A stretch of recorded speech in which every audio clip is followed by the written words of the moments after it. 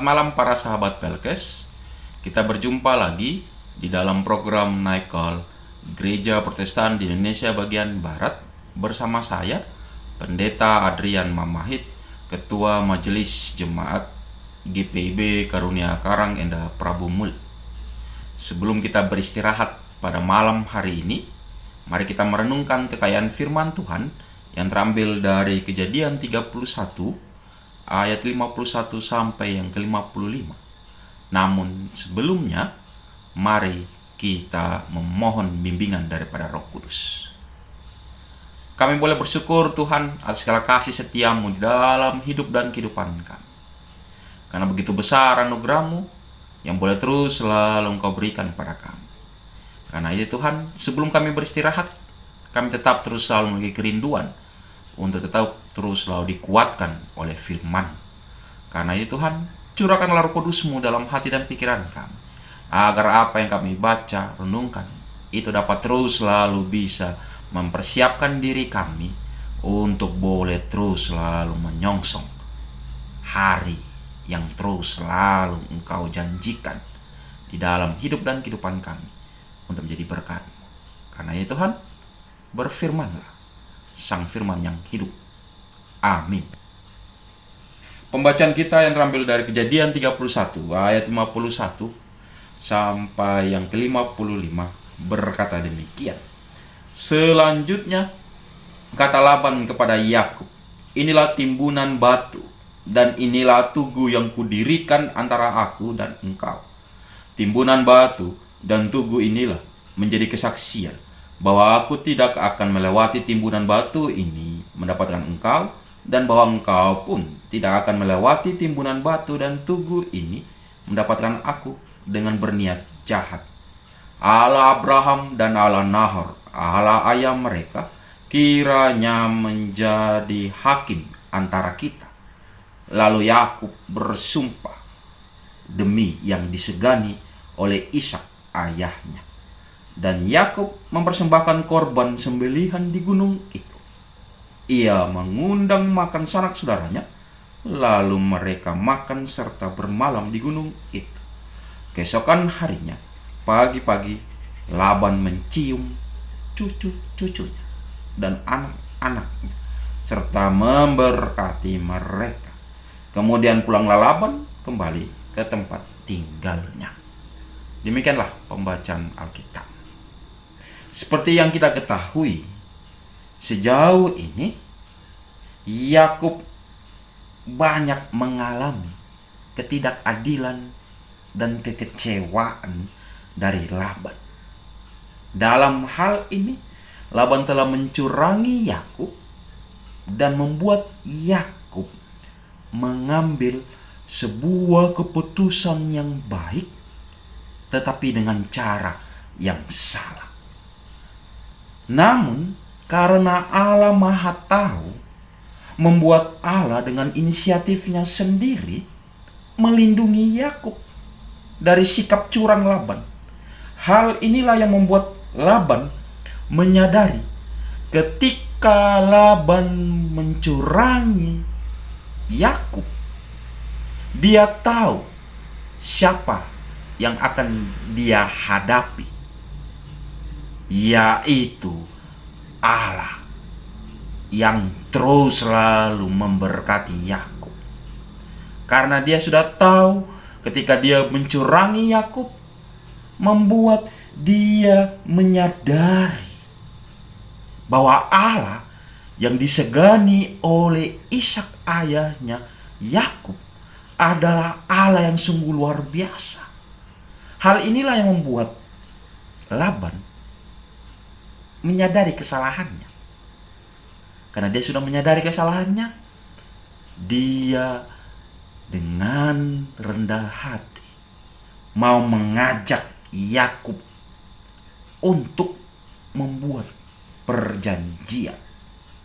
Disinilah keistimewaan Yakub yang telah melupakan semua kepedihan atas sikap curang Laban atas dirinya, sehingga Yakub langsung menyetujui ajakan Laban untuk membuat perjanjian damai. Isi dalam perjanjian damai tersebut adalah Laban meminta Yakub harus menjadi suami yang baik bagi putri-putrinya dan ayah yang baik bagi cucu-cucunya. Selain itu juga, Laban mau menegaskan tentang fakta non-agresi mutual bahwa mereka tidak boleh saling serang dengan melampaui tugu batu yang mereka beri nama pada benda peringatan ini dengan nama yang sama, tetapi berasal dari bahasa mereka masing-masing. Laban memakai bahasa Aram, yaitu Yegar Sahaduta, sedangkan si Yakub memakai bahasa Ibrani, yaitu Galet. Tetapi intinya sama. Selain itu juga kan disebut Mispa, yang berarti bahwa Allah yang akan menjaga dan terus selalu menguatkan mereka berdua. Hal ini yang menarik dalam pembacaan kita pada saat ini. Selain sikap Yakub yang mengajarkan kita untuk berdamai dengan diri sendiri atau berdamai dengan sejarah masa lalu kita, ada sikap Laban yang boleh kita pelajari pada saat ini, yaitu Laban tetap menjaga identitasnya sebagai seorang politis, yang dimana kita bisa melihat bahwa dia tetap bersumpah terhadap Allah Abraham dan Allah Nahor, Allah ayah mereka. Walaupun memang ini terkadang mencerminkan penyembahan berhala, tetapi dengan kita bisa melihat sisi baiknya, yaitu dia menjaga identitas, mengingatkan kita juga bahwa kita sebagai anak Tuhan Yesus harus juga bisa mempertahankan identitas kita. Sebab melalui Yesus Kristus, Allah telah mendamaikan dirinya dengan manusia. Karena itulah manusia tidak lagi menjadi seteru Allah, melainkan melalui perantaraan Roh Kudus kita menjadi anak-anaknya yang menerima anugerah keselamatan. Berdasarkan itulah kita telah menerima anugerah keselamatan dari Tuhan. Sudah seharusnya lah kita menyadari bahwa rasa dendam dapat berakibat pada tindakan kejahatan dan kekerasan. Dan keadaan pula rasa dendam menyebabkan timbulnya perkara hukum di dalam hidup dan kehidupan kita. Pada malam hari ini, dengan tegas kita diingatkan kembali bahwa Allah menghendaki kita untuk bertanggung jawab, apalagi di dalam masa-masa pandemi COVID-19 ini. Kita harus selalu siap bertanggung jawab. Bertanggung jawab dalam arti apa? Dengan tetap terus selalu menerapkan protokol kesehatan dimanapun kita berada. Kita tetap terus selalu bisa melihat bahwa di dalam masa-masa petualangan yang baru ini, kita diajak untuk semakin bijaksana, semakin semangat. Dan di hari esok, kita selalu siap memberikan diri kita untuk menjadi berkat. Sama seperti apa yang Yakub lakukan. Ketika perdamaian itu boleh terjadi, dia mengundang seluruhnya. Ini kan berarti bahwa Yakub mau mengajak kepada kita bahwa engkau adalah anak-anak Allah yang sudah menerima anugerah keselamatan Tuhan. Karena itulah, berikanlah dirimu. Karena itulah juga kita diingatkan untuk tetap terus selalu mau melihat bahwa hari-hari yang Tuhan janjikan pada kita itu akan selalu menguatkan kita untuk menjadi berkat-Nya. Tetapi yang menjadi refleksi kita, Allah tidak pernah mempertanyakan kemampuan atau ketidakmampuan kita. melainkan apakah kita bersedia atau tidak. Bersediakah kita berdamai? Bersediakah kita merayakan perdamaian itu dengan tetap terus selalu bisa menjadi berkat Tuhan? Bersediakah? Karena itu, di malam hari ini, mari kita terus selalu mengintrospeksi diri kita. Tuhan selalu memberkati kita. Amin. Mari kita satu di dalam doa. Segala rasa syukur Tuhan atas segala kasih setiamu dalam kehidupan kami. Melalui apa yang sudah diteladankan Yakub kepada kami semua, yang dimana kami boleh terus selalu harus bisa berdamai dengan diri kami, bisa berdamai dengan keadaan. Karena itu Tuhan, kuatkanlah kami, mampukanlah kami, karena kami sadar Tuhan, Engkau menguatkan kami, memberikan kami hikmat.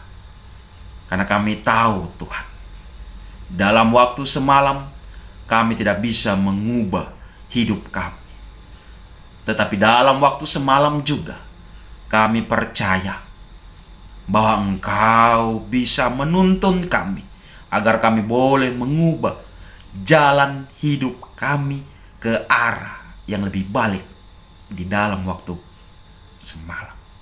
Karena itu Tuhan, kuatkanlah kami agar kami boleh menjadi seorang ayah yang bertanggung jawab, menjadi seorang istri yang sungguh-sungguh boleh tetap terus selalu bisa menunjukkan bahwa Engkaulah Allah yang terus selalu memberkati kami. Sehingga kami sebagai anak-anak tetap terus selalu bisa menjadi kebanggaan dalam keluarga kami. Sehingga kami juga sebagai orang tua yang sudah memasuki lanjut usia, tetap terus selalu bisa memberikan keteladanan terhadap anak cucu menantu kami. Karena itu Tuhan, teruslah berkati kami. Berkatilah keluarga kami, berkatilah pekerjaan kami, berkatilah segala harapan kami, berkatilah segala rencana-rencana dalam hidup kami. Kuatkanlah kami. Kami menyerahkan terus selalu keadaan yang ada di sekitar kami.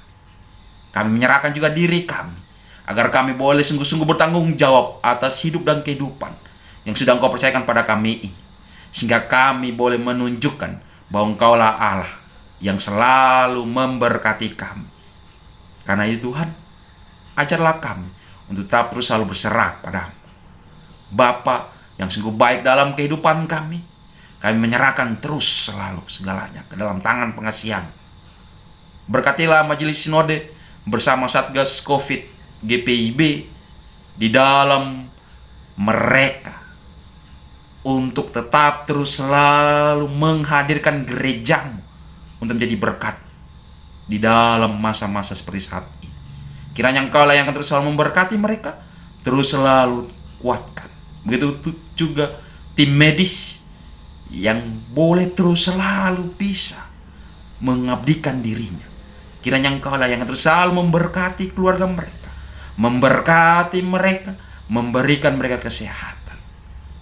Berkatilah juga bagi saudara-saudara kami yang sedang mengalami kelemahan tubuh. Kiranya Engkaulah yang akan terus selalu memberkati. Kuatkanlah kami, ajarlah kami, supaya kami selalu bersedia untuk menjadi saluran berkat, bersedia untuk boleh menunjukkan bahwa Engkaulah Tuhan Allah kami yang hidup. Karena itu Tuhan, teruslah berkati. Berkatilah bangsa dan negara kami ini.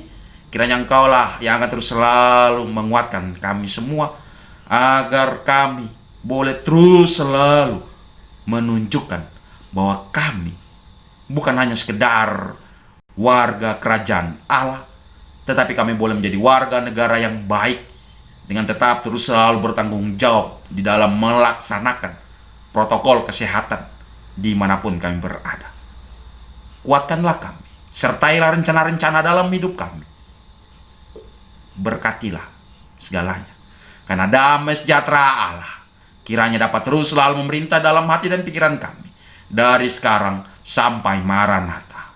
Tuhan Yesus Kristuslah yang akan terus selalu memberkati kami. Amin. Selamat beristirahat para sahabat Pelkes. Tuhan memberkati.